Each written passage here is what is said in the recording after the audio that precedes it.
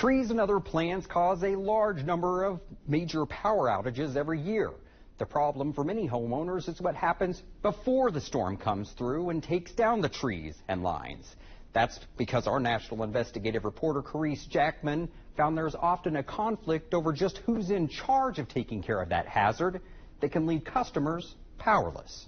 Walking through her old backyard in Detroit, Michigan, Edith Lee Payne has fond family memories, but also heartbreaking ones, especially when she thinks of the fire that uprooted her life 20 years ago. It's overwhelming, it's disappointing, and it's frightening. The fire sparked in July 2003. A state fire marshal's report shows it was from a short circuit. Lee Payne says the fire started because trees came down on power lines and claims her utility company, DTE Energy, failed to remove dead trees near her home. So during a line clearance cycle in 2001, they left 6 dead trees. Because they left the dead trees back there, one of the 6 fell onto their service drop that services this house, and because the power surge started an electrical fire. But DTE's website shows service drops, those lines going to a home, are a customer's responsibility. While insurance paid for some of the damage, Lee Payne had to dip into life savings to pay for the rest. She's taken DTE to court, where a judge said the fire was unfortunate, but that the power company didn't do anything wrong, and that the responsibility to clear lines that run to the home is the customer's. Then in 2022, almost unbelievably, she had another fire. Another one, she says, was caused by a power issue, this time a surge. Though the energy company says it has no evidence of an equipment issue on their end. I need your help. I don't want any other excuses. Payne expressed her concerns multiple times to DTE Energy and the Michigan Public Service Commission before and after the fires. The commission denied Lee Payne's claims, but her story highlights the confusion when it comes to who's responsible for trees near power lines.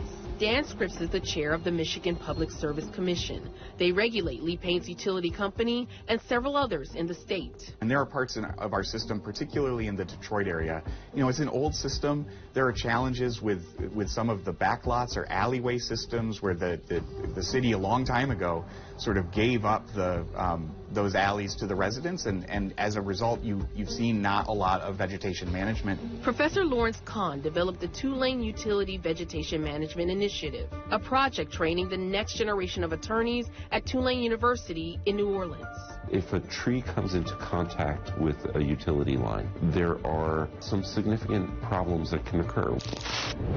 Our national investigative team analyzed federal data on major power outages and found that on average, customers are left in the dark from 2 to 4 hours at least once each year.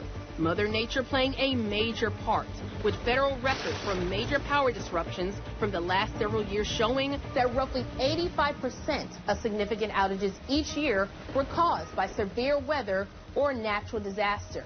Now, the data doesn't specify whether vegetation is involved, but Kahn says it's more than likely in those weather-related events.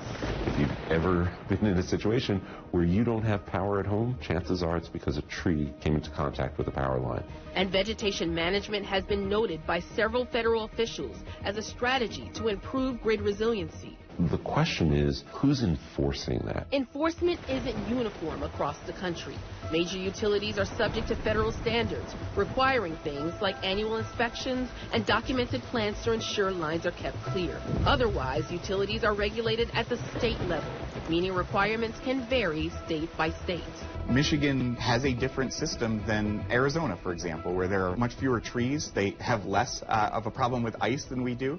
We also get fewer hurricanes than Texas does or Florida does. And so some of those regional differences ultimately lead to different approaches. For Lee Payne, she won't stop fighting until she sees power companies take more responsibility for clearing all trees from all power lines and stop people from feeling powerless. I don't want to see anybody else lose any property as I have and other people have. And tree power line conflicts continue to be a topic of conversation in Washington, D.C. The Department of Energy told our national investigative team that they currently have 2 funding programs.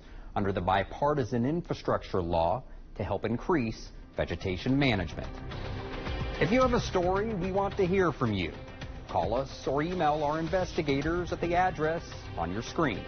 We'll look into any of your issues for the next Factfinder Investigates.